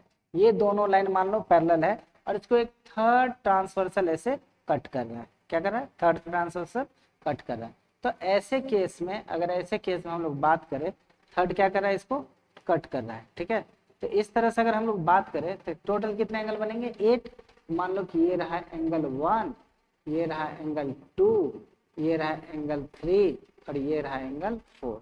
फिर इसी तरह से इधर हो जाएगा एंगल 5, ये हो गया एंगल 6। ठीक है। इधर वाले एंगल्स, उसके बाद एंगल 7 और ये रहा एंगल 8। इस तरह से टोटल कितने एंगल बने, 8 एंगल। इन 8 एंगल्स के बीच में रिलेशन है जो हमेशा हमेशा याद रहना चाहिए। ये जो एंगल 1 है हमेशा किसके इक्वल होगा, 5 पे। एंगल 1 इक्वल होगा किसके, एंगल 5 पे। ठीक है। और एंगल 4 इक्वल होगा एंगल 8 के। एंगल जो पहले वो 2 को लिख लेता हूँ। ठीक है। तो सिमिलरली 2 जो है किसके इक्वल होगा, एंगल 6 के। एंगल 2 हो जाएगा एंगल एंगल 6 के। फिर एंगल 3 किसके, 7 के। एंगल 3 इक्वल हो जाएगा किसके, एंगल 7 के। और ये जो 4 है किसके, एंगल 8 के। एंगल 4 हो जाएगा एंगल 8 के। इस तरह से ये जो पेयर ऑफ एंगल्स बन रहे हैं इसको बोलते हैं pair pair of pair of pair of pair of corresponding pair of corresponding angle pair of corresponding angle, ये आर है प्यारे, कॉरेस्पॉन्डिंग एंगल। ठीक है। तो ये हो गया पहला जो आपको याद रखना चाहिए, बहुत ही इंपॉर्टेंट है। ठीक है। दूसरा क्या आपको याद रखना है, दूसरा याद रखना है ये जो 3 है वो किसके इक्वल होगा, 5 के। और 4 इक्वल होगा किसके, 6 के। एंगल 3 इक्वल टू किसके होगा, एंगल 5 के। और एंगल जो 6 है, 4 ले लो पहले, एंगल 4 किसके इक्वल होगा, एंगल 6 के। और ये जो पेयर ऑफ एंगल है इसको बोलते हैं अल्टरनेट इंटीरियर एंगल। इसको क्या नाम देंगे, ये नाम होगा pair of alternate alternate interior interior angle, alternate interior, ये सारी बातें आपको याद रखना चाहिए। उसके बाद थर्ड पॉइंट क्या है? थर्ड पॉइंट आपको याद रखना है कि एक ही साइड के, देखो दो पैरेलल लाइन है और दोनों के अंदर में, और ये ट्रांसवर्सल है, ट्रांसवर्स के इधर एक ही साइड के दो इंटीरियर एंगल का सम हमेशा क्या होगा? क्या होगा? 180 डिग्री। और ये तब होगा जब दो लाइन, मान लो कि ये L है और ये क्या है? M है। जब L पैरेलल हो M के एंड T जो है इंटरसेक्ट करने चाहिए, इंटरसेक्ट्स, ठीक है, T क्या करने चाहिए? इंटरसेक्ट। अगर L पैरेलल होगा M के एंड T इंटरसेक्ट करेगा इन दोनों पैरेलल लाइन को, तभी ऐसा होगा, अनलेस ऐसा नहीं होगा, ठीक है, याद रहना चाहिए। थर्ड पॉइंट क्या है? तो क्या बोला मैंने? एंगल 3 वाली तो कहानी खत्म हो गई। अब पेयर, ये दोनों एंगल 4 प्लस एंगल 5, इन दोनों का सम हमेशा कितना होगा? 180 डिग्री। एक और इधर, ये दोनों भी एक ही साइड के हैं, एंगल 3 प्लस एंगल 6, ये दोनों का भी सम कितना होगा? 180 डिग्री। और इन दोनों का जो पेयर है, इन दोनों को क्या बोलेंगे हम लोग? इन दोनों को बोलते हैं पेयर ऑफ को इंटीरियर एंगल, पेयर ऑफ को इंटीरियर एंगल, पेयर ऑफ को इंटीरियर एंगल, ठीक है। अब को इंटीरियर एंगल का सम हमेशा कितना होगा? 180 डिग्री। ये चीजें याद रहना चाहिए। एक बात और, अगर L पैरेलल है, मतलब ये लाइन L है और ये लाइन M है और ये दोनों लाइन पैरेलल है, और T इसका नाम रख दो T, अगर T कोई ट्रांसवर्सल लाइन इसको इंटरसेक्ट कर रहा है, तब ये तीनों होगा ही होगा। अब इसका उल्टा सुनो, अगर मान लो कोई दो लाइन है, हमें नहीं पता पैरेलल है या नहीं, कोई दो लाइन है, उसको कोई थर्ड लाइन इंटरसेक्ट कर रहा है, और इन तीनों में से कोई भी एक कंडीशन अगर फॉलो हुआ, तो वो दोनों लाइन क्या होंगे? पैरेलल होंगे। तो पहले सीधा क्या समझाया मैंने कि दो लाइन पैरेलल है और T इसको इंटरसेक्ट कर रहा है, तो ये सारी कहानी बनेगी। और अगर अब मान लो कि दो लाइन है, थर्ड लाइन को इंटरसेक्ट कर रहा है और हमें नहीं पता है दोनों लाइन पैरेलल है या नहीं, तो इन तीनों में से कोई भी एक लाइन, एक बातें अगर मैंने बता दी, तो ये लाइन L किसके पैरेलल हो जाएगा? M के, ठीक है, कहानी खत्म। लास्ट तो खत्म ही हो गया, ठीक है। तो आज के लिए इतना ही। तो जितनी भी बेसिक चीजें थी, लाइन, पॉइंट, रे, सब खत्म कर दिया। नेक्स्ट टाइम हम लोग पढ़ने वाले ट्रायंगल, और ट्रायंगल को भी फिर बहुत अच्छे से पढ़ना है, इलेक्ट्रोस्टैटिक, ठीक है, एंड और भी पार्ट्स है, सिर्फ इलेक्ट्रोस्टैटिक की बात नहीं है, इलेक्ट्रोस्टैटिक है। फिर उससे पीछे क्लास 11th में चले आ जाओ, तो लाइक ग्रेविटेशनल एंड और भी चीज़ें, रोटेशनल, जो बहुत ही इंपॉर्टेंट टॉपिक है, उसमें ये सारी चीज़ें यूज होंगी, ठीक है। तो बेसिक के हिसाब से बहुत ही इंपॉर्टेंट है, ठीक है। आज के लिए इतना ही, नेक्स्ट क्लास में हम लोग मिलते हैं, ठीक है। पढ़ते रहिए, फिर जो भी प्रॉब्लम हो पूछिए।